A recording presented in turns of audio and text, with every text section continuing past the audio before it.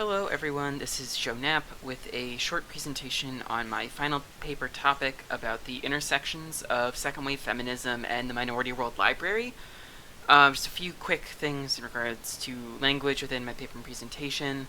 The term minority world, as you have learned if you've taken any other course with Mel, refers to countries that have generally been constructed as the Western world, despite the lack of inherent geographical sense in that naming convention.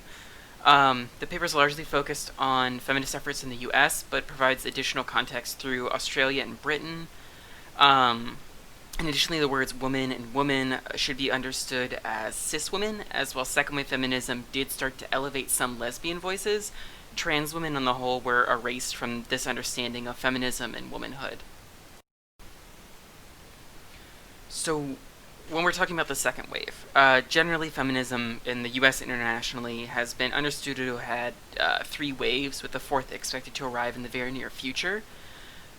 These waves are often broken into the first, taking place in the late 1800s, early 1900s, and being primarily the women's suffrage movement. The second wave, which my paper focuses on, being the 1960s through the mid-1990s, with focuses on workplace equality, reproductive rights, and sexuality. The third wave, from the mid-1990s to today, focusing itself on broadening the categories of acceptable feminists and feminism, and trying to eschew the limiting vocabulary that the first and second waves had set up. And the fourth wave, which hasn't really officially started yet, is likely going to be centered on an increased understanding and centering of intersectionality, trans inclusivity, and pushes to reclaim reproductive rights that have been endangered since the second wave push. Across minority world countries, women really flooded into the field of librarianship starting in the mid to late 1800s, as it became open to them among the limited job opportunities for women. And then with that feminization of the field came stigmatization of librarianship as work from patriarchal societies. Something that was notable and surprising to me while I was doing this research was the implementation of on-the-books marriage bar laws, which prevented married women from working or advancing if they were employed, which actually did not see legal repeal in the United States until the mid to late 1960s. So, the most pronounced of the second wave goals to come into the library field was that push towards workplace equality and parity along sex lines.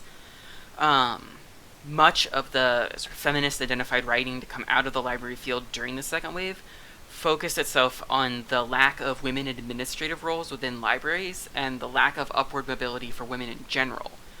There was some writing that extended into collections of feminist materials and critiquing the movement's goals. A lot of the feminist concerns really centered themselves on fighting for equal pay and equal promotion opportunities for women with their male counterparts. So the American Library Association's Social Responsibility Roundtable's Task Force on Women was established in 1970.